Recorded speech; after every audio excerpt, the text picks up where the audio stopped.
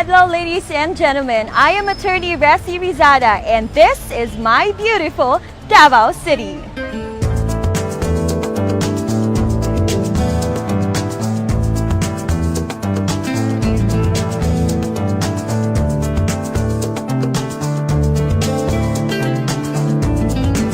Over the past few years, the My City, My SM series has showcased the different facets of Davao's and of Mindanao's rich culture, its tourist attractions, its cuisine, and most recently, its artisan crafts. Today, our cultural journey takes us to another exciting route as we celebrate Davao's vibrant visual arts scene as we launch the My City, My SM, My Art at SM City Davao.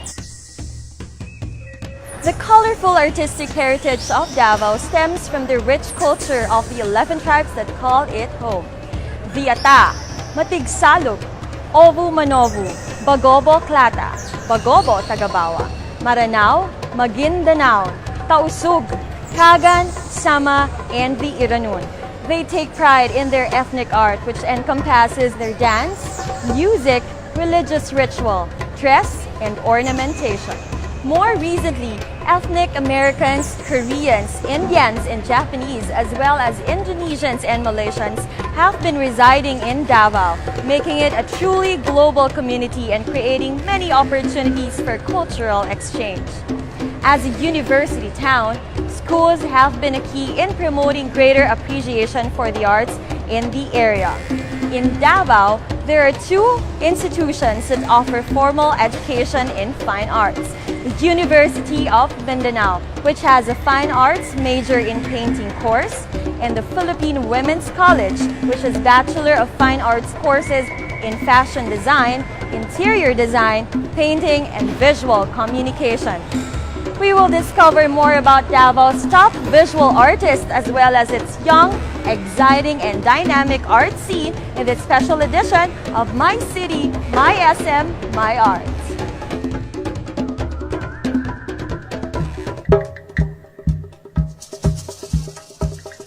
What makes this afternoon really special is that we have a Davaoeña, Miss Evita Serenas of the Finale Gallery, working with and sharing her love of her hometown's art with us.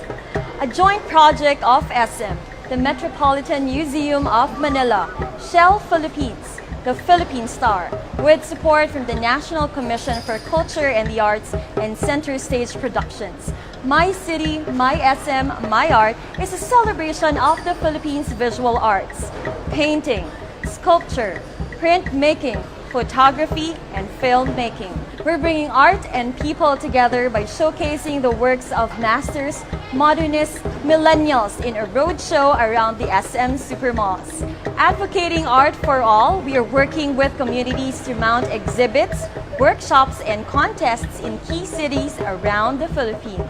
In the midst of rebuilding the ruins of World War II, attorney Guillermo E. Torres established the University of Mindanao in 1946. He envisioned it as an institution that would provide the education for socially, morally, economically knowledgeable, productive, and responsible citizens of the country. He believed that education was for all. Today, under the leadership of attorney Torres' son, Willie, the University of Mindanao is the largest non-sectarian university in Mindanao, with more than 10 colleges and schools and campuses around Southern Mindanao. Like his father, he believes in education for all. In 2010, the university's College of Architecture and Fine Arts Education started offering Bachelor of Fine Arts, major in painting courses, giving rise of a better appreciation for the arts in the region. One of the key result areas would be about Mindanao culture and arts, specifically the preservation. And after several days of brainstorming, we found that nothing has been done a lot about Mindanao culture and arts. So the president thought that it would be good if we offer this program. We expect that this program will impact the community and the society by first coming up with a sort of appreciation of the Mindanao culture and arts. And then through this program, we expect that we will be conducting a lot of research and other aspects that will contribute to this preservation and appreciation of Mindanaoan culture. The program began with 6 students and at present hones the talents of 105 art students. UM's art program endeavors to continually mold young Mindanaoans, particularly Davaoenyo artists, through art education and in the process advance and popularize the Mindanao heritage. We will have a glimpse of the impact of UM's Fine Arts program through its students and faculty members. We will also meet the young and fresh Davaoenyo talents in this special episode of My City, My SM, My Art.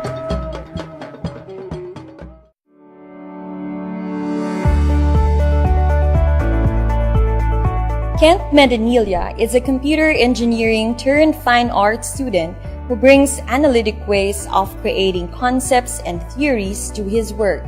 He believes in the importance of understanding underlying structures as well as signs and symbols, origin and experience in order to create art. I developed my interest in the arts when I was still young. I used to draw lots of things, but when I enrolled here in fine arts, it was enhanced. I use oil paint for a better result and for efficient usage of the medium and for the better output of the painting. I would like to explore more on acrylic painting. It's because this medium is actually one of the hardest mediums to use. I would like to explore that medium. It's because it challenges me and I believe it will enhance my painting skills. My inspirations were Salvador Dali and Pablo Picasso for they practice classical painting, and as for me, I would like to do same for me to enhance my skill and to develop my own style. With her younger years in Bukidnon filled with artistic experiences, Judeline May M. Villarta's younger years were filled with experiences that nurtured her passion for art. From her flat animation images, Judeline has transcended to a more realistic approach in her works. In my 4 years in fine arts, I have already used a lot of mediums. Mas comfortable kong gamitin is yung oil. In terms sa artwork ko naman, mostly mixed media siya, which is gamit yung latex, acrylic, kasi sa doodle din, parang hindi man ma-achieve sa oil. The mediums that I would like to explore is digital art, because it has something to do with animation, and ito din yung gusto kong ma-achieve someday in my life na maging animator. I am inspired by Kirby Rosanes, a master doodler, and I also applying some of his works. I would like for my artworks to be known to the world and to share my ideas about life here in Mindanao. I am Judeline May Villarta. I am Kent Medinilla For My City, My SM, My Art.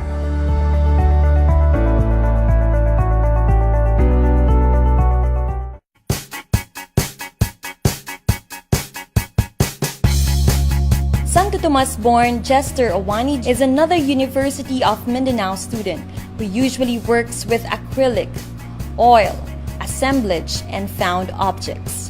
I developed my interest in art since I was a child. Drawing lang og mga superheroes, makita sa anime, then interpret sa ko ang sariling kagalingon. Since I enter this program in University of Mindanao, so, na-develop ako ang di lang kay ang drawing, pati na sa pagpinta ko sa makita sa palibot. Ang gusto na ko ma-achieve ka ng makakunahuna sila sa akong ginahimo. Mahimo silang critical, di lang kay puro mimicry or kanang kopya, pinta na. Unsa na ko ipakita sila kung unsay lahi nga value karon sa art, especially diri sa Mindanao. Gina-look up na ko especially ang kanang mga paintings nga naga-depict og kanang narrative bahin sa ethnic people diri sa Mindanao.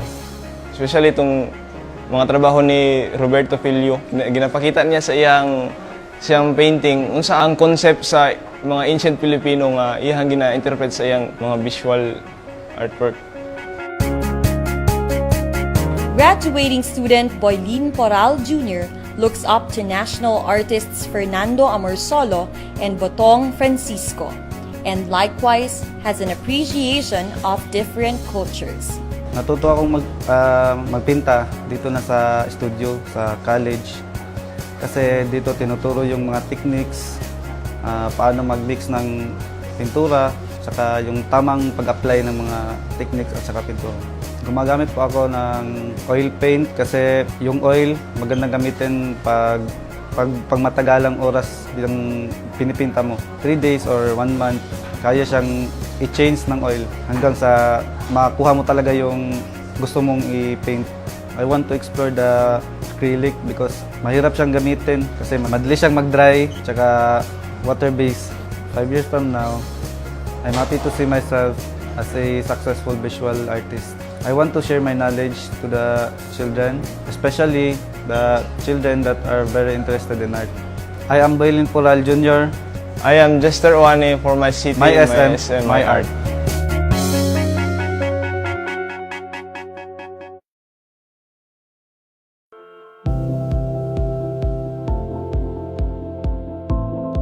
Charles Ligan Jr., who graduated last April 2016, was born and raised in the nearby Island Garden city of Samar. It is not surprising that his thesis was about the history of the Sama, the indigenous people of his hometown. Naka-learn ko og paint diri agad sa University of Mindanao.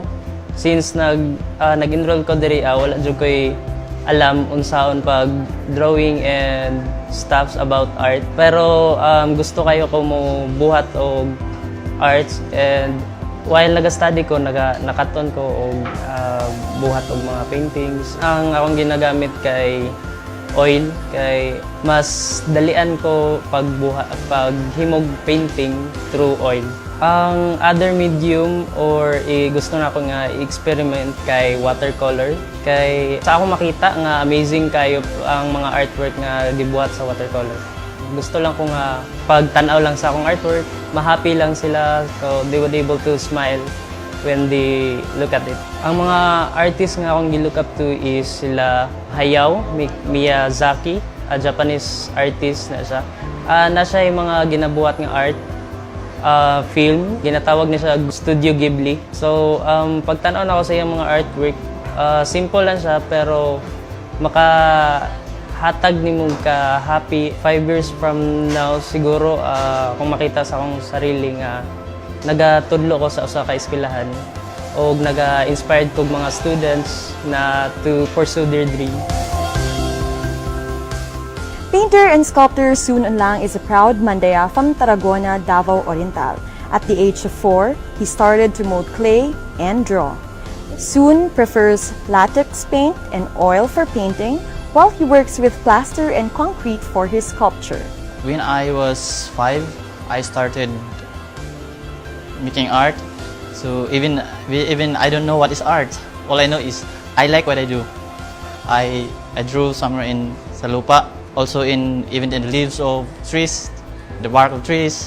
When I entered elementary, so I joined some competitions, poster making.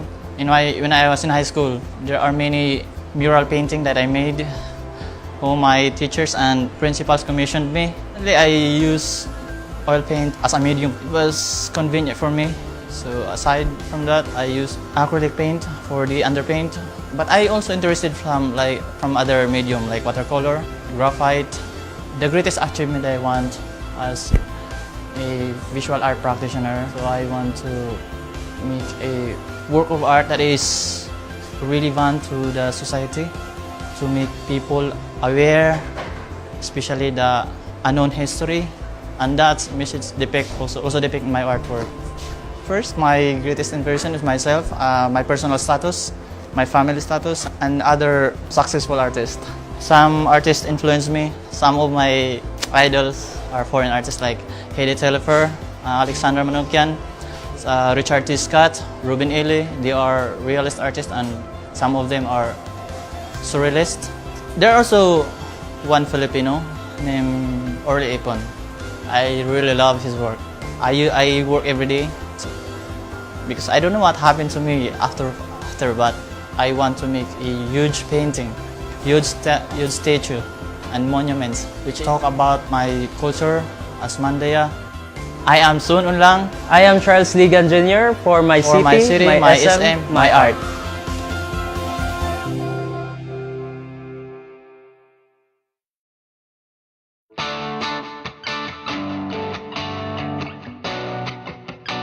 University of Mindanao Multimedia Arts Program Head Geoffrey P. Casan earned his degree in Fine Arts in 2015. After graduation, Casan decided to take the printmaking path as his primary medium. Introduced to the medium by Ray Bolliosos, Geoffrey furthered his knowledge in printmaking under Ambi Albano in the NCCA's Visual Arts Festival. Early this year, he also learned more techniques from printmaker Pandy Aviado. Nagsimula ako siguro sa influence ng aking ama. Simula kasi nung bata, nakikita ko siyang gumuguhit, tapos tinitry ko lang gayahin. Eventually, na-introduce na sa akin yung fine arts na course, kaya pag college, yun ang kinuha ko na kurso dito sa Davao City. Sa pag-enter ko sa fine arts school, sa UM, dito na-introduce sa akin yung charcoal, acrylic, oil pastel, lahat-lahat ng medium ng fine arts or sa arts mismo, sa visual arts. Pero na-interest ako sa oil kasi yun nga yung traditional medium talaga. Saka after nung matuto ako na mag-paint gamit ang oil paint, tinry ko yung printmaking na introduce sa akin ng mga professor ko dito sa university. Simula nun, in-enhance ko pa masyado yung printmaking. Kaya ngayon, most of works ko po is all about printmaking. Di tulad ng painting na pag nabenta or may ko-collect, isang tao lang. Para sa akin po kasi, ang art kasi is para sa lahat. Kaya ang printmaking po kasi, ito yung mass-produce kung saan marami ang may-ari. Saka napansin ko rin na yung printmaking kasi challenging siya. Hindi lang sa drawing, hindi lang sa painting, pero mas na-excite ako saka parang nabuboost yung creativity ko. In my artwork, simple lang kasi yung pangarap ko eh. Yung mapakilala yung tribo ko bilang isang Iranon. Mapakilala na may mga Muslim or Moro na into arts. Pamagitan ng printmaking ko, masasabi ko yung kultura, masishare kong kultura kung ano ang Iranon o ano ang Muslim. I am Geoffrey Omar Casan for my city, my SM, my art.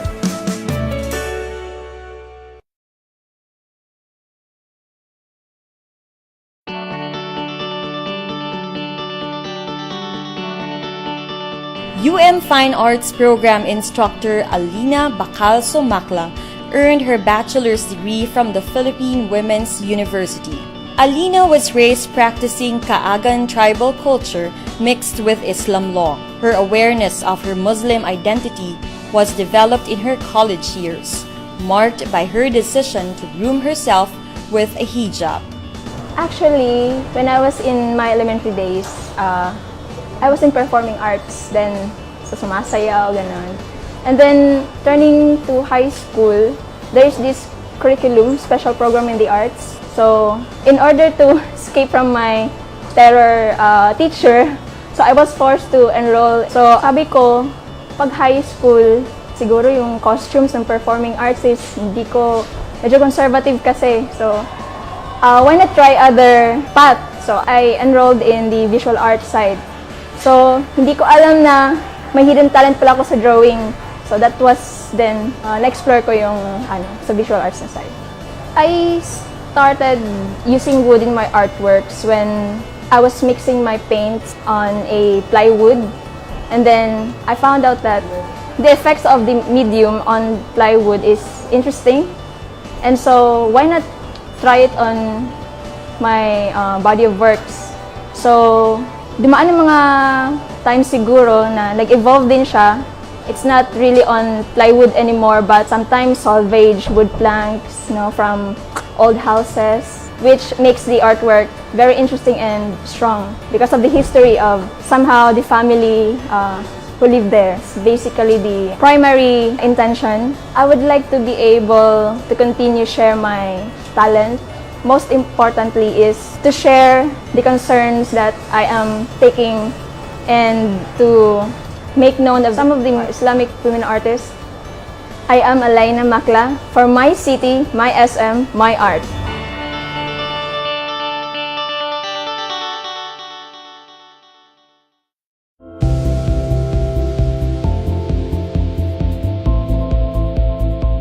We are here at Museo Davaoenyo, Davao's People's Museum. In 2005, Mrs. Soledad Nanay Suling Duterte initiated the creation of a Museo Davaoenyo project team headed by then Mayor, now President Rodrigo R. Duterte. The team is composed of working committees composed of selected city officials and experts in the field of architecture, history, culture, and the arts from the private sector. The museum was completed in 2007 and was formally opened on March 14, 2008 during the 71st Araw ng Davao celebration. The museum maintains galleries dedicated to artifacts about the city's history. It is also a venue for local artists to showcase their works.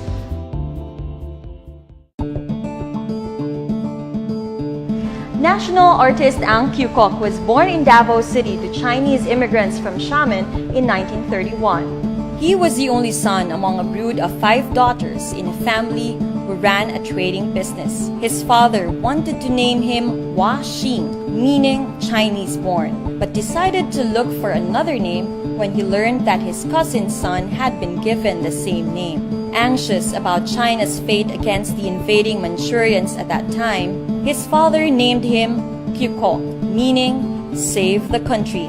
And with his art, he has done so much more. At a young age, a commercial artist taught PACUCOA charcoal portraiture. He fancied drawing images of people using styles found in magazines and comics. Later, he learned the Chinese arts with brush and ink. At the Davao Chinese High School, he caught the eye of a known Chinese painter, Tan Kok Pyong. With passion fueled, he continued drawing and was later then known at school for his art. In 1952, he enrolled at the University of Santo Tomas and studied fine arts, where he was mentored by national artist Vicente Manansala, who became his lifelong friend. Among his professors were Victorio Edades, another national artist from Davao City, Diosdado Lorenzo, Jose Garcia Llamas, Carlos Botong Francisco, Galo Ocampo, Virginia T., and Italian sculptor Francesco Monti.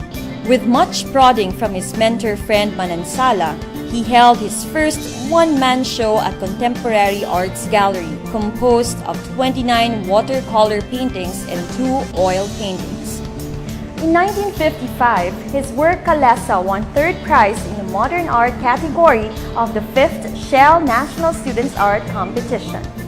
1958 marked the birth of his signature Cubism style, and following year, he received a special award for his painting Blind Musicians at the Art Association of the Philippines' 12th Annual Exhibition. By the 1960s, PACUCOA was garnering international recognition and receiving awards in Saigon and Taiwan. Also, the Museum of Modern Art in Hawaii acquired some of his works.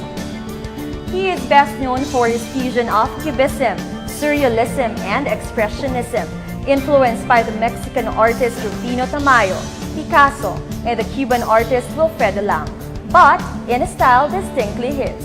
In 1965, he went to Los Angeles together with Manansala. He then explored New York and Paris on his own and was troubled by how American life was taken over by machines. The paintings he later exhibited at Luz Gallery depicted robots and androids. He had numerous exhibits, which included one alongside his great friends Cesar Legazpi and Romulo Olazo at the finale. This was a yearly occurrence until Cesar Legazpi's death in 1994. His work was even auctioned at the great auction houses such as Christie's and Sotheby's, garnering even respect and admiration of those from outside of the Philippines. Year after year, his work caught people's attention and earned many of his peers respect. In 2001, President Gloria Macapagal Arroyo promoted to become and awarded PACUCOA as a national artist. Ang PACUCOA is an artist remembered with admiration and respect. For those who knew him well, he is reminisced with endearment and affection. A man who was quiet in nature but bold in artistic expression. Today's episode has given us the opportunity to learn more and celebrate the works of Davao's and Mindanao's vibrant visual artists. We would like to thank the University of Mindanao, students Kent Medanilla, Judeline Villarta, Jester Awani Boylin Paral Jr., graduate Charles Ligan Jr., and instructors Omar Kasan and Alina Makla for being part of this very special episode. Our thanks also to Ms. Vita Serenas and Finale Art Gallery for sharing with us resource materials about our featured national artist, Ang PACUCOA, and helping us discover the young artists of Davao. In behalf of SM, the Metropolitan Museum of Manila, the National Commission for Culture and the Arts, Shell Philippines, Center Stage Productions, and the Philippine Star, we thank you for joining us in My City, My SM, My Art. Join us again next month as My City, My SM, My Art goes to Batangas. This is Attorney Rizada. Daghang salamat.